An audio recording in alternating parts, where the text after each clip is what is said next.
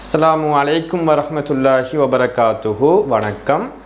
Right, நாம் இறுதி வகுப்பில் ஒரு பின்னத்தை எவ்வாறு தசம எண்ணாக மாற்றிக்கொள்வது, ஒரு தசம எண்ணை எவ்வாறு பின்னமாக மாற்றிக்கொள்வது, அது சார்ந்த வேக்ஷீட், அந்த வேக்ஷீட்டிற்குரிய விளக்கம் தரப்பட்டது. இன்று அந்த பாடத்தினுடைய தொடர்ச்சியான விடயத்தை பற்றி தான் பார்க்க இருக்கின்றோம்.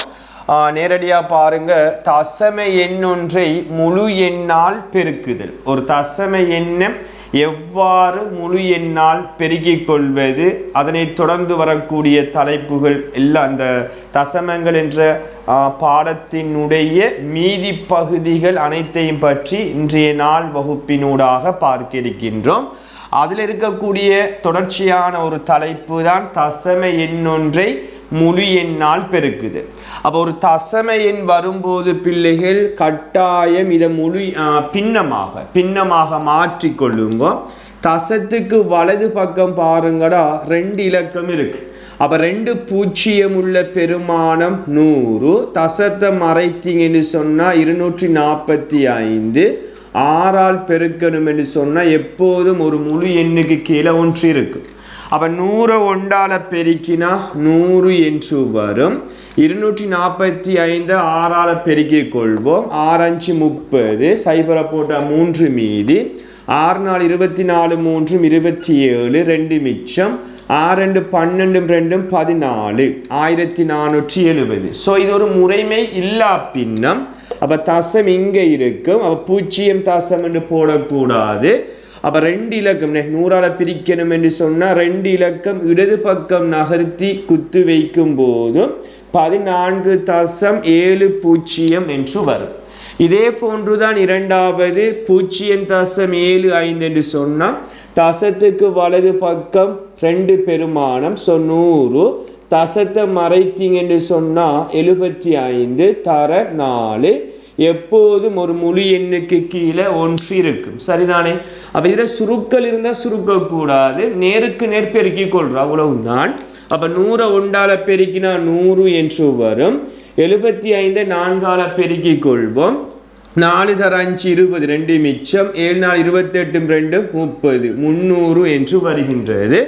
இப்போ பாருங்க, இதை எப்படி சுருக்கலாமண்டா, இந்த 300ல் இருக்கிற 2 பூஜ்ஜியத்தையும் 100ல் இருக்கிற 2 பூஜ்ஜியத்தையும் வெட்ட முடியுமா முடியாதா? முடிந்தால் 3 ஒன்றால் பிரித்தா எப்போதும் வார விட அந்த தொகுதியை எப்பொழுதும் ஒரு எண்ணை ஒரு பெருமானத்தை ஒன்றால் பிரிக்கும் போது அந்த மேலுக்கு வார தொகுதி எண்ணில் மாற்றம் வராது. அப்போ 3 ஒன்றால் பிரித்தா இறுதியாக வரக்கூடிய விடை 3 ஆக இருக்கும். அதே போன்று இந்த 3ஆவதை பார்த்தீங்கன்னா தசத்துக்கு வலது பக்கம் 3 இலக்கம் இருக்கு. அப்போ 3 பூஜ்ஜியம் உள்ள பெருமானம் 1000. தசத்தை மறைத்தா 3க்கு 0 வந்தால் பெருமதி அற்றது. அப்போ 55. அதை 3ஆல் பெருக்கணும். எப்பொழுதும் ஒரு முழு எண்ணுக்கு கீழே 1 இருக்கு. அப்போ 1000 ஒன்றால் பெருக்கினா 1000. மேலுக்கு 55 3ஆல் பெருக்குவோம். 5 தர 3 15, 1 மிச்சம். 5 3 15, 1 16. ஸோ இது ஒரு முறைமை பின்னம், முறைமை இல்லா பின்னம் இல்லை, முறைமை பின்னம். பகுதி எண்ணை விட தொகுதி எண் குறைவாக இருக்கு. ஸோ முறைமை பின்னம் என்று சொன்னால் 0 தசம் என்று போட்டு 1000க்கு 3 பூஜ்ஜியம். அப்போ தசத்துக்கு வலது பக்கம் 3 இலக்கம் வர வேண்டும். அந்த 3 இலக்கமும் காணப்படுகின்றது, அதை பார்த்து எழுதி கொள்ள வேண்டும். ஸோ 0.165 என்று விடை கிடைக்கும். இதே போன்று 3.47 என்று சொன்னால் தசத்துக்கு வலது பக்கம் 2 இலக்கம். ஸோ 2 பூஜ்ஜியம் உள்ள பெருமானம் 100. தசத்தை மறைத்தா 347 தர 15. எப்பொழுதும் ஒரு முழு எண்ணுக்கு கீழே 1 இருக்கும். ஸோ 100 ஒன்றால் பெருக்கினா 100 என்று வரும்.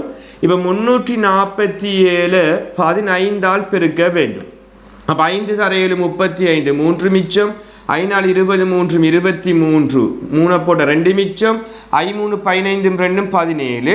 1 7 7, 1 4 4, 1 3 3. இதை கூட்டினீங்க என்று சொன்னால் 5205. இதை பெருக்கி பாருங்க, 5205 என்று வரும். ஸோ இது ஒரு முறைமை இல்லா பின்னம். பகுதி எண்ணை விட தொகுதி எண் பெருசாக இருக்கு. ஸோ முழு எண்ணுக்கு தசம் இங்கே இருக்கும். 100க்கு 2 பூஜ்ஜியம் என்கிறதால 2 இலக்கம் இடது பக்கம் நகர்த்தும் போது 52.05 என்று அந்த இறுதி விடை கிடைக்கும். அப்ப இவ்வாறு தான் ஒரு தசம எண்ணை முழு எண்ணால் பெருக்க வேண்டும் என்று சொன்னால் அந்த தசம எண்ணை பின்னமாக மாற்றி இப்படியான மெதட்டூடாக அந்த விடையை பெற்றுக்கொள்ள வேண்டும். அடுத்த விடயத்தை பற்றி பார்ப்போம். ரைட், இப்போ அடுத்த தலைப்பை பாருங்க. தசம எண்ணொன்றை 10, 100, 1000 இப்படி 10 வலுவால எவ்வாறு செய்முறை இல்லாம இலகுவாக பெருக்கிக் கொள்வது என்பதை பற்றி பாருங்க. 4.74 10ஆல பெருக்க போறோம். 10க்கு எத்தனை பூஜ்ஜியம்? ஒரு பூஜ்ஜியம். ஸோ தசம் எங்கே இருக்கின்றதோ அவரத்திலிருந்து வலது பக்கம் ஒரு இலக்கம் நகர்த்தணும். 10க்கு ஒரு பூஜ்ஜியம் ஒரு இலக்கம், 2 பூஜ்ஜியம் 2 இலக்கம், இவ்வாறு பார்க்க வேண்டும். இப்போ 10க்கு ஒரு பூஜ்ஜியம்ங்கிறதால ஒரு இலக்கத்தை நகர்த்தி குத்து வைக்கும் போது தசம் 7க்கும் 4க்கும் இடையில வரும். ஸோ 47.4 என்று விடை கிடைக்கும். இதே போன்று 5.83 100ஆல பெருக்கணும் என்றால் 100க்கு 2 பூஜ்ஜியம்.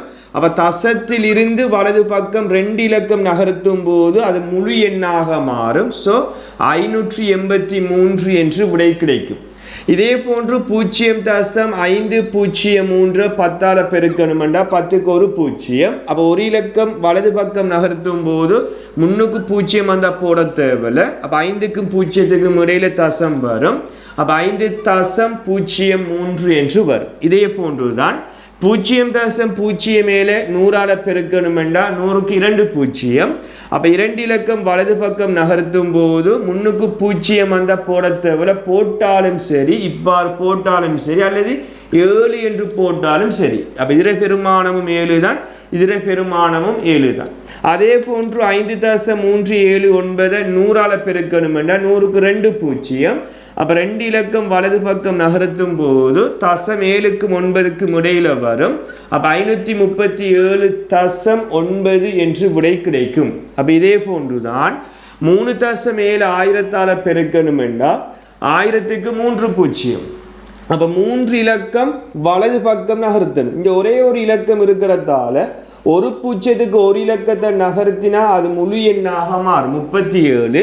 அப்ப நகர்த்துறதுக்கு இலக்கம் இல்லை. ஸோ அந்த 2 பூஜ்ஜியத்தையும் சேர்க்க வேண்டும். சேர்க்கும் போது 3700 என்று விடை கிடைக்கும். இதே போன்றுதான் 8.0732 1000ஆல பெருக்கணும் என்று சொன்னா 1000க்கு எத்தனை பூஜ்ஜியம்? 3 பூஜ்ஜியம். அப்ப தசத்தில் இருந்து வலது பக்கம் 3 இலக்கம் நகர்த்தணும். 1 2 3. அப்ப அந்த தசம் 3க்கும் 2க்கும் இடையில வரும். அப்ப இதுல முழு எண்ணை பார்த்து எழுதி கொள்ளுங்கோ. 8073.2 என்று இறுதி விடை கிடைக்கும். இதே போன்றுதான் 8வது 6.005 1000ஆல பெருக்கணும் என்றால் 1000க்கு 3 பூஜ்ஜியம். அப்ப 3 இலக்கம் வலது பக்கம் நகர்த்தி குத்து வைக்கும் போது அந்த தசம் 5க்கும் 1க்கும் இடையில் வரும். அப்ப 6005 புள்ளி தசம் 1 என்று விடை கிடைக்கும். அப்ப இவ்வாறு தான் ஒரு தசம எண்ண 10 100 1000 இவ்வாறு 10 வலு பெருமானம் வரும்போது பெருக்கிக் கொள்ள வேண்டும். இதே போன்றுதான் ஒரு தசம எண் ஒன்றை 10ஆல 100ஆல 1000ஆல எவ்வாறு பிரித்து கொள்வது என்பதை பற்றி பார்ப்போம். ஏற்கனவே சொன்னது போன்று தசம எண் ஒன்றை 10 100 1000ஆல் வகுத்தல். அப்ப பெருக்கணும் என்றா தசத்தில் இருந்து வார தசம பெருமானத்தினுடைய தசத்தில் இருந்து வலது பக்கம் நகர்த்தணும். பிரிக்கணும் வகுக்கணும் என்று சொன்னா தசத்தில் இருந்து இடது பக்கம் நகர்த்தணும். இப்ப முதலாவது கேள்வி 27.1 10ஆல பிரிக்கணும் என்று சொன்னா 10க்கு ஒரு பூஜ்ஜியம். ஸோ பிரிக்கணும் என்றா தந்த தசத்தில் இருந்து இடது பக்கம் நகர்த்தணும். அப்ப 10க்கு ஒரு பூஜ்ஜியம்ங்கிறதால ஒரு இலக்கத்தை நகர்த்தும் போது தசம் 2க்கு மேலுக்கு இடையில் வரும். அப்ப 2.71 என்று விடை கிடைக்கும். இதே போன்று 101.36 என்று எடுத்துக்கொள்ளுங்க. அதை 10ஆல பிரிக்கணும் என்று சொன்னா தசத்தை இடது பக்கம் ஒரு இலக்கம் நகர்த்தும் போது தசம் ஒன்றுக்கு இடது பக்கம் வரும். அப்போ 1 3 6 தசத்தை வைத்து அங்கே இலக்கம் இல்லைன்னு சொன்னால் பூஜ்ஜியத்தை சேர்த்து போடுங்க. 0.136 என்று வரும். இதே போன்றுதான் 0.0059 10 பிரிக்கணும்னா 10க்கு ஒரு 0. அப்போ ஒரு இலக்கத்தை இடது பக்கம் நகர்த்தினீங்கன்னு சொன்னால் அந்த வார அந்த பெருமானம் அவ்வளவுத்தையும் தசம் இல்லாமல் பார்த்து எழுதி போட்டு இடது பக்கம் தசத்தை வைத்து ஒரு 0 சேர்த்தால் சரி. இதே போன்றுதான் 58.9 100ஆல் பிரிக்கணும் என்று சொன்னால் 100க்கு 2 0. அப்போ 2 இலக்கம் இடது பக்கம் நகர்த்தணும். அப்போ 5க்கு இடது பக்கம் தான் தசம் வரும். அப்போ நீங்கள் அதை முழு எண்ணை பார்த்து எழுதி போட்டு தசத்தை வைத்து ஒரு 0 சேர்த்து கொள்ளுங்க. அப்போ 0.589 என்று வரும். இதே போன்று இந்த 4375.8 1000ஆல் பிரிக்க போகிறோம். 1000க்கு எத்தனை 0 3. அப்போ 3 இலக்கம் இடது பக்கம் நகர்த்தும் போது தசம் 4க்கு 3க்கும் இடையில் வரும். ஸோ 4.3758 என்று எழுதி கொள்ள வேண்டும். இதே போன்று இந்த 356.8 1000ஆல் பிரிக்கணும் என்று சொன்னால் 1000க்கு 3 0. ஸோ 3 இலக்கத்தை இடது பக்கம் நகர்த்தும் போது அது முழு எண்ணாக மாறிக்கொள்ளும். அதை அப்படியே பார்த்து எழுதி போட்டு 3க்கு பக்கத்தில் தசம் வைத்து 0 சேர்க்க வேண்டும். இதே போன்றுதான்டா இந்த 7வது கேள்வி. இந்த தசமை என்ன 100ஆல் பிரிக்கணும். 100க்கு எத்தனை 0 2.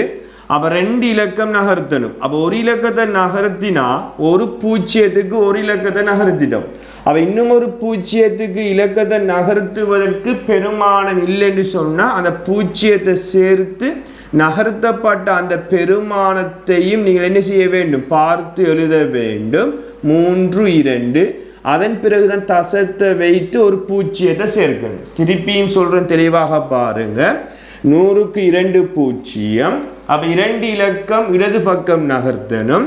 அப்போ ஒரு 0க்கு ஒரு இலக்கத்தை இடது பக்கம் நகர்த்தினா இவ்வளவும் முழு, அதாவது முன்னுக்கு அந்த பெருமானம் அவ்வளவும் வரும். 0 0 0 3 2 வரப்போகுது. அது 10ஆல் பிரிக்கக்கூடாது. எதால பிரிக்கணும்? 100ஆல். அப்போ 100க்கு 2 0 என்ற 2 இலக்கம் நகர்த்தணும். நான் ஒரு இலக்கம் தான் நகர்த்தினேன்.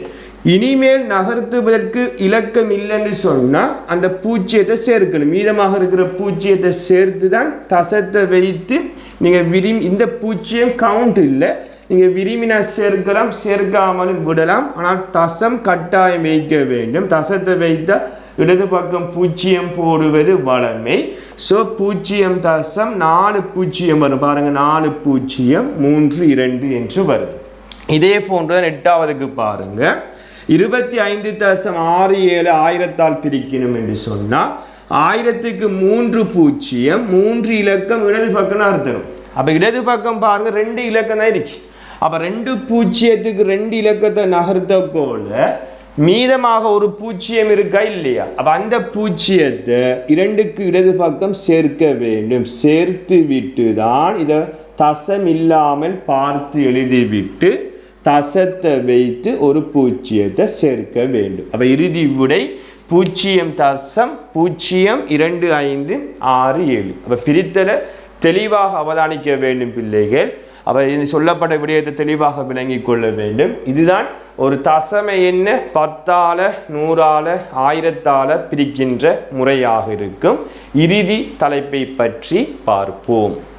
தசமங்கள் என்ற பாடத்தினுடைய இறுதி தலைப்பு தான் தசம எண்ணொன்றை முழு எண்ணால் வகுத்தல். இப்போ 84.62 பிரிக்கப்புறம் என்று சொன்னால் நம்ம சாதாரணமாக பிரிப்பது போன்று அந்த டானா வடிவத்தை மாற்றி போட்டு எதால் பிரிக்கப்புறம் 2ஆல். அப்போ 8ல் 2 எத்தனை முறை? 4 முறை. 8 0. 4 கீழே இறக்கும் போது 4ல் 2 2 முறை 4 0. தசத்துக்கு தசத்தை வைத்தா இப்போ இந்த 6 கீழே இறக்கும் போது 6ல் 2 3 முறை 6 மீதி 0. அப்போ 42.3 என்று விடை வரும். இதே போன்று 54.6 3ஆல் பிரிக்கும் போது 5ல் 3 ஒரு முறை 2 மிச்சம் 4 கீழே இறக்கின 24 24ல் 3 8 முறை 8 3 24 மீதி 0. தசத்துக்கு தசத்தை வைத்தா 6 கீழே இறக்கும் போது 0 மாறும் 6 6ல் 3 2 முறை 6 மீதி 0 என்று வரும். ஸோ 18.2. அப்போ மீதி வந்தால் அந்த மீதியை நீங்கள் போட்டுக்கொண்டா சரி. இதே போன்று 8.04 8ஆல் பிரிக்க போகிறோம். அப்போ 8ல் 8 அடங்குமா? ஒரு முறைனே ஒரு முறை 8 மீதி 0. தசத்துக்கு தசத்தை மேலே வைத்தீங்கன்னா 0த்தை கீழே இறக்கும் போது 0ல் 8 அடங்காது. மேலே ஒரு 0 கீழே ஒரு 0 0. 4 கீழே இறக்கும் போது 4ல் 8 அடங்குமா? இல்லை. அப்போ மேலே ஒரு 0 கீழே ஒரு 0. ஸோ 4 மீதி என்று வரும். இப்போ இந்த தசம எண் வரக்கோல பிள்ளைகள் இந்த வலது பக்கம் எத்தனை 0த்தையும் சேர்த்து கொண்டு போகலாம். இப்போ மீதி 4 வருது என்பதனால இங்கே ஒரு 0 இருக்கு என்று எடுத்துக்கொண்டு என்ன செய்ய வேண்டும்? கீழே இறக்கினீங்கன்னா 40 என்று வரும். அப்படி சேர்த்து கொள்ள முடியும். அப்போ 40ல் 8 எத்தனை முறை? 5 முறை. அப்போ 8 5 எத்தனை? 40 மீதி 0. இப்படியான கேள்விகள் வரும்போது தசத்துக்கு வலது பக்கம் எத்தனை 0ம் காணப்படும். ஸோ நமக்கு தேவையான அந்த 0 ஒன்றை இறக்கும் போது 40ஆக மாறும். 40ல் 8 5 முறை. இப்போ மீதி 0. அப்போ கடைசி விட 1.005 என்று வரும். அப்போ இப்படியான கேள்விகள் வரும்போது நான் அந்த 0த்தை சேர்த்தது போன்று நீங்களும் சேர்த்து கணக்கை செய்து கொள்ள வேண்டும். அப்போ இவ்வளவு தான் தசமங்கள் என்ற பாடத்தில் இருக்கக்கூடிய மீதி பகுதியாக காணப்படுகின்றது. இங்கு சொல்லப்பட்ட அனைத்து விடயத்தையும் உங்களோட பாடக்கோப்பில் நோட் பண்ணிக்கொள்ளுங்க. இது சம்பந்தமான வேக் சீட் குழுமத்தினூடாக பகிரப்படும். அந்த வேக் சீட்டையும் அடுத்த வகுப்பு எப்போது இருக்கின்றதோ அதற்கு இடையில் செய்து அனுப்பிக் கொள்ளுமாறு கேட்டுக்கொண்டு மற்றொரு வகுப்பில் புதிய தலைப்பினூடாக உங்களை சந்திக்கும் வரை விடைபெற்று செல்கின்றேன். நன்றி, வணக்கம்.